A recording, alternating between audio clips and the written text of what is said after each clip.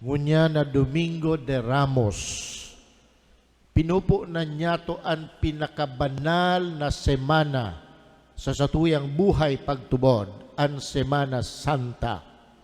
Ta sa laog kan semanang ini mga tugang, pag-abot kan Huwebes Santo, Biyernes Santo, Sabado Santo, sa tuyang gigirumdumon ang pinaka-importanting pangyayari sa buhay ni Kristo na ang epekto iyon sa tuyang kaligtasan.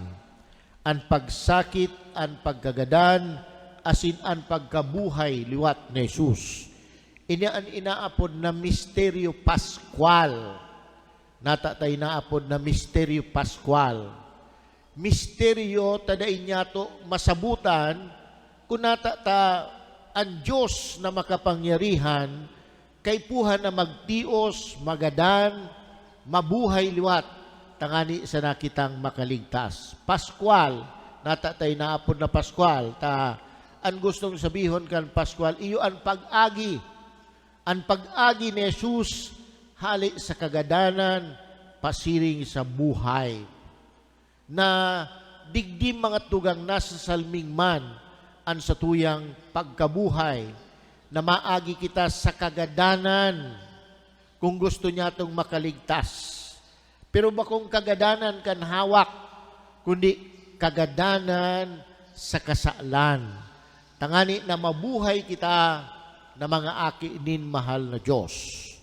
Pinupunan niya to ining Semana Santa sa paagi kan pagirumdom kan matrayon pong paglaog ni Jesus duman sa Jerusalem.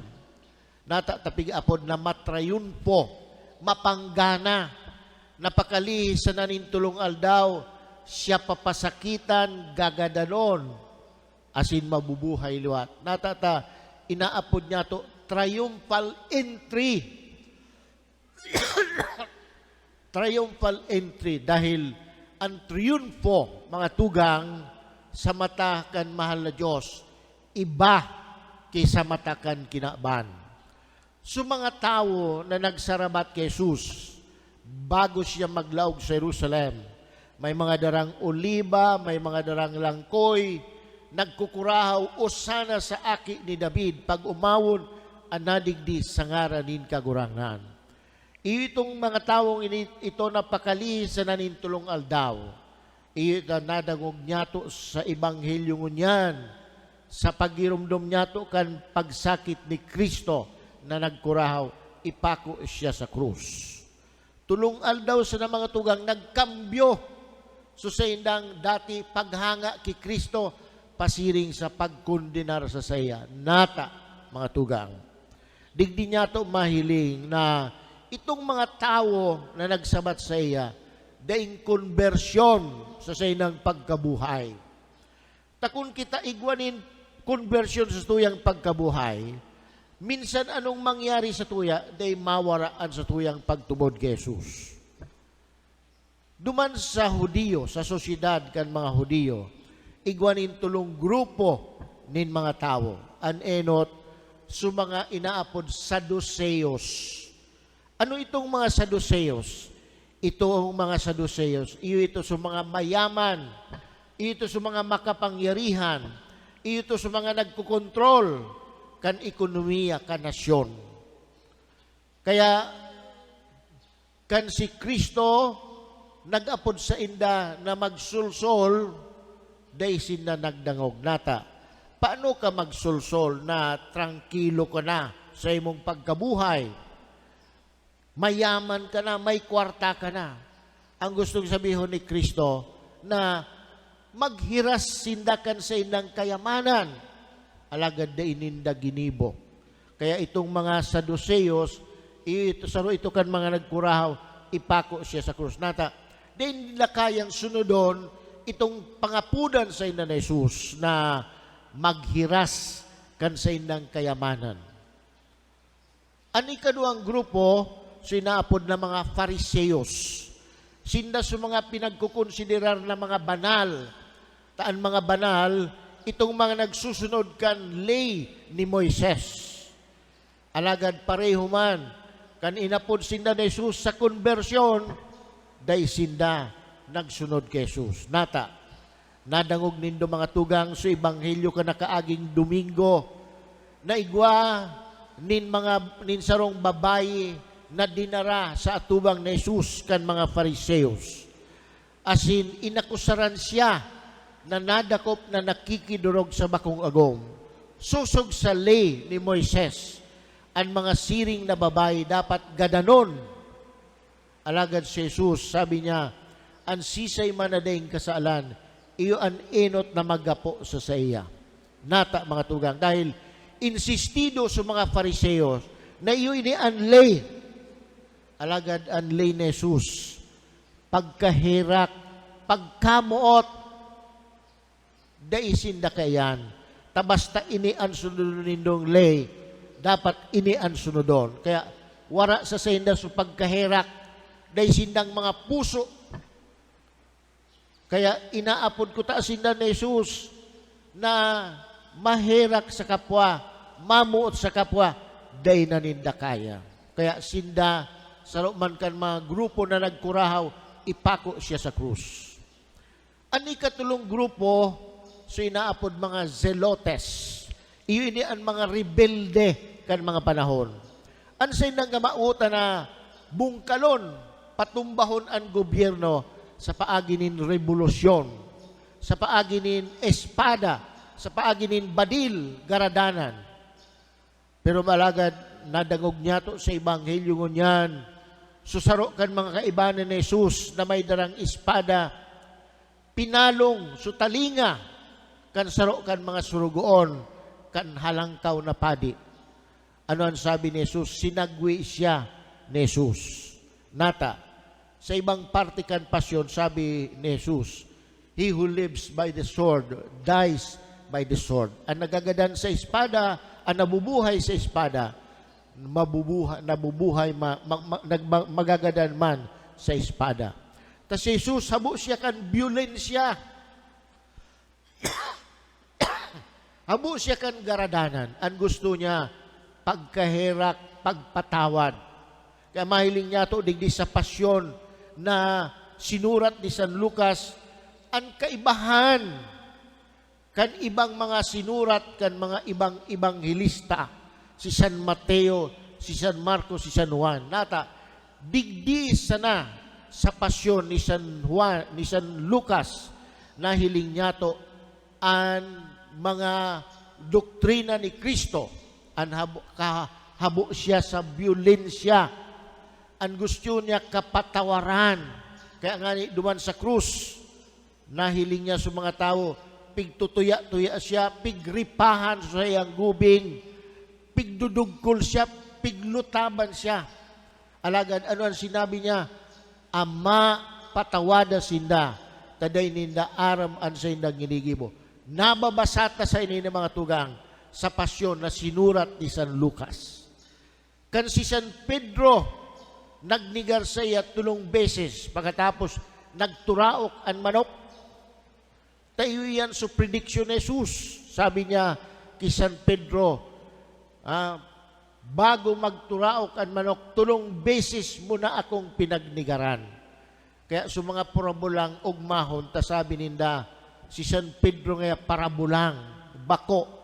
Ang kahalagahan kan manok, so pagturaok kan manok, pagpagirumdom kay San Pedro, natutuo itong naging totoo, itong sinabi ni Jesus, na ninigaran siya niya nin 3 beses bago magturaok kan manok. Alagad, day niya pinagkundinar si San Pedro. Pagkiling ni Jesus, nagkatama sa indang mata. Pagpahiling na si Jesus, minsan arog kay ito ang ginibo ni San Pedro, namutan niya man giraray. Kaya mga tugang mahiling tadigdi, ang nakulaon nakapakumbabaan ni Jesus. Kaya sabi ni San Pablo sa ikaduhang binasa, minsan siya Diyos, dahil niya ipinaghambog ang sayang pagka-Diyos. Nagpakumbaba siya, pinako sa krus, nagadan, alagad, initaas siya nin mahal na Diyos, asin tinawan siya nin ngaran, na urog pa sa gabos na mga ngaran. Nadangog niya to sa sa enot na binasa. So, hali sa libro ni Propeta Isaias, sarong surugoon nin kagurangnan. Sabi niya, binuksan niya ang sa kuyang dila, ang sa kuyang talinga, tangani na magsunod sa iyang tataramon.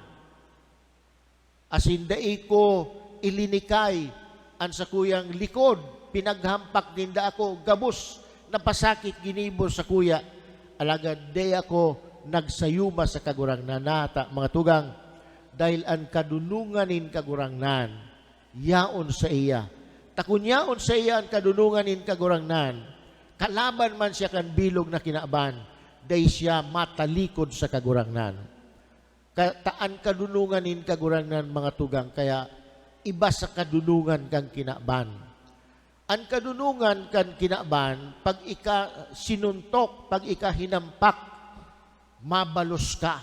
Pero ang mahal na Diyos, ang kadunungan na hali sa mahal na Diyos, day nagbabalos, mapakumbaba. Ta sa paaging ini, mga tugang, digdi kita ilinigtas. Si Kristo, initaas din mahal na Diyos.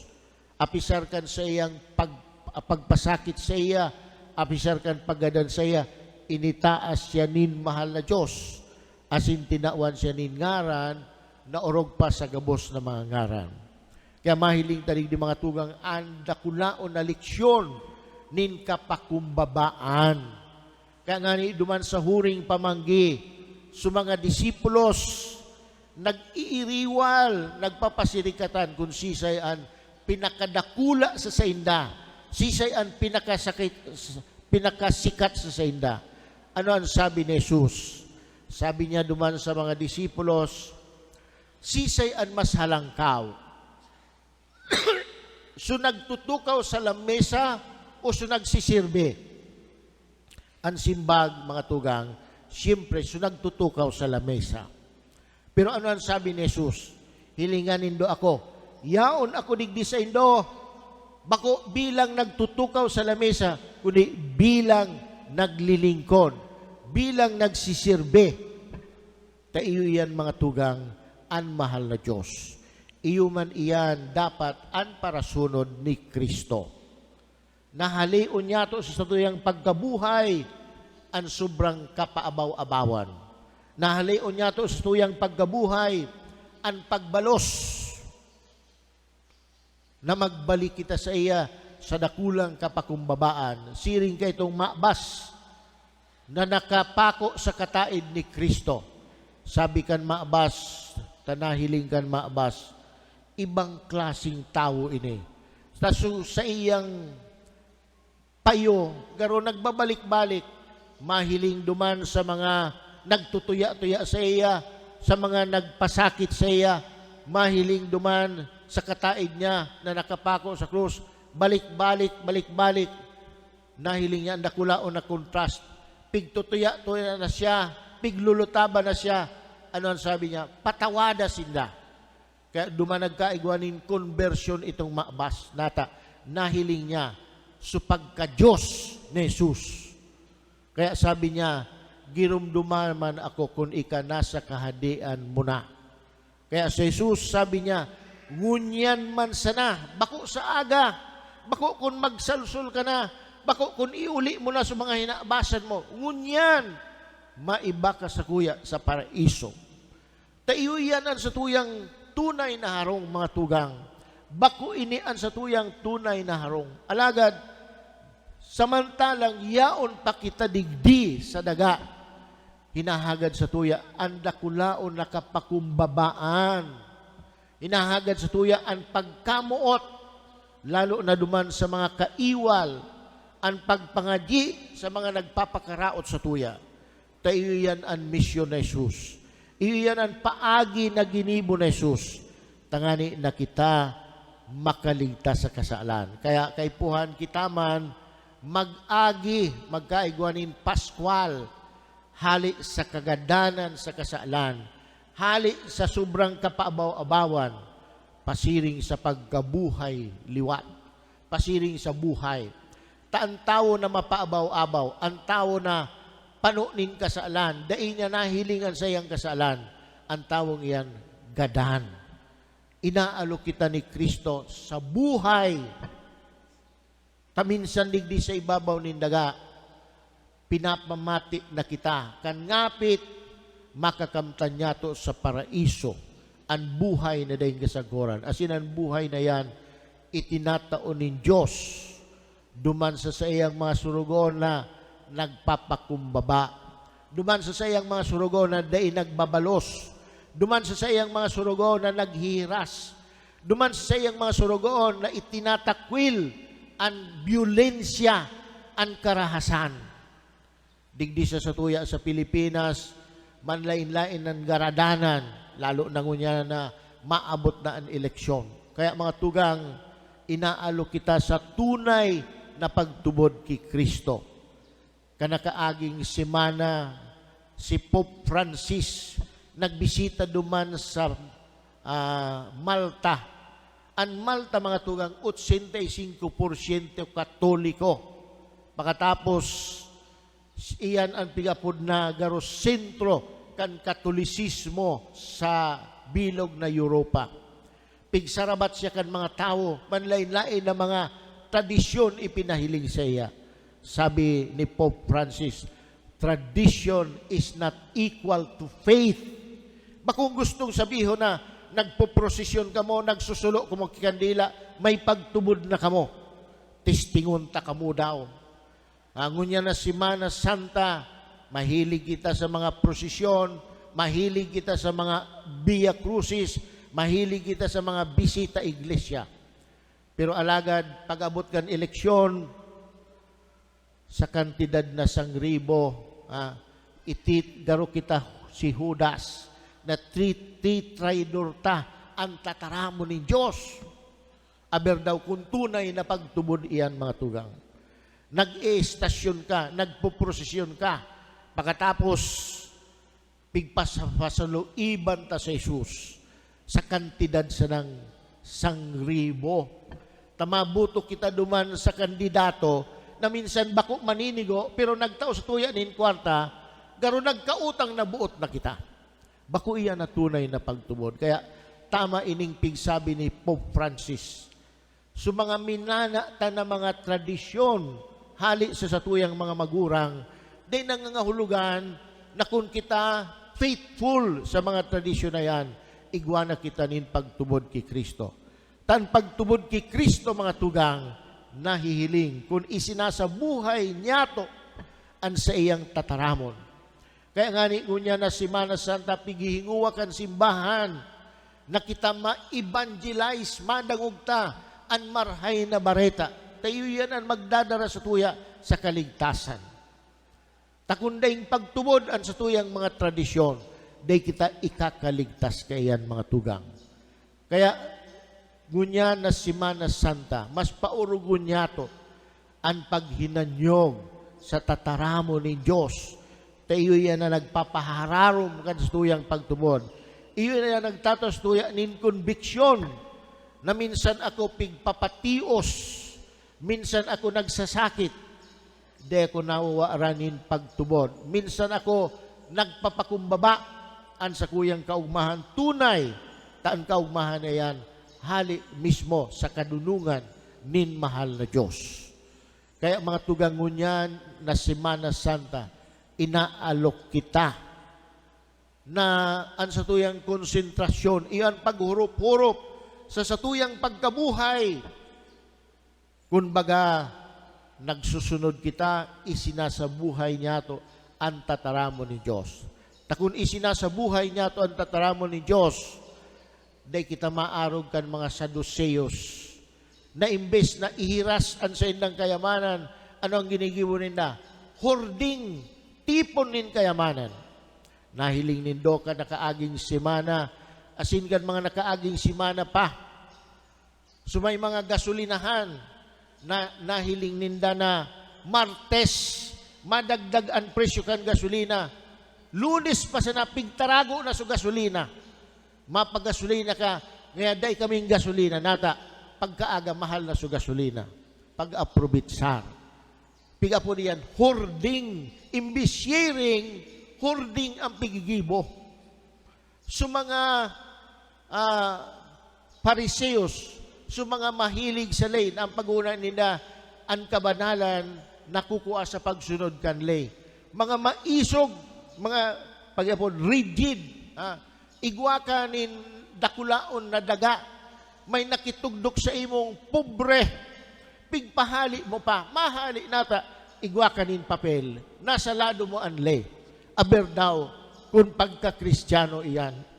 So mga nagtutulak din violensya, pirang taon na kita, mga tugang, dahil iresolveran kan violensya ang problema kan sa tuyang nasyon. Nata, bako iyan ang tunay na solusyon. Ang kaligtasan niya to, mga tugang, hali sa pagsunod sa tataramon ni Kristo. As in, ang tataramon na yan nagtutulak sa tuya na kung kita igwa, ihirasta. Na kung kita mahilig sa pagpasunod kanlay, magkaigwa kita nin kumpasyon, magkaigwa kita nin pagkaherak, magkaigwa kita nin pagkamot, lalo na duman sa daing-dai. Ngani, sabi nin sarong dating presidente, he has more in law, he who has less in law should have more in life. So mga daing-dai, pag-abot sa lay, dapat mas igwa pag-abot sa buhay. So mga nagtutulak nin violensya, dapat mahali iyan. Nata, dai mariresolveran kan violensya, kan baradilan, kan garadanan, ang problema kan sa tuyang nasyon. Kundi, mariresolveran sana kan pagkahirak, pagkamuot, paghiras sa satuyang kapwa. Lugod, mga tugang, ngunya na maabot na Semana Santa, makapaghurup-hurup kita, tatibaad, day nyato na mamalisyahan, saro pa lang kita, kanagtatraidor kay Jesus. Day nyato na mamalisyahan, saro pa lang kita kanagkukurahaw, dahil sa satuyang pagkabuhay, na si Kristo ipako sa krus. Dahil lugod mangyari na araw kay itong nagsarabat kay Kristo, kan enot na Domingo de Ramos, mangyari sa tuyang pagkabuhay. Alagad iyan, mga tugang, magkakaigwanin realisasyon sa tuyang pagkabuhay. Kung kita padagos na maghihinanyog, magsasabuhay, kan tataramon ni Kristo na inaapod marhay na bareta.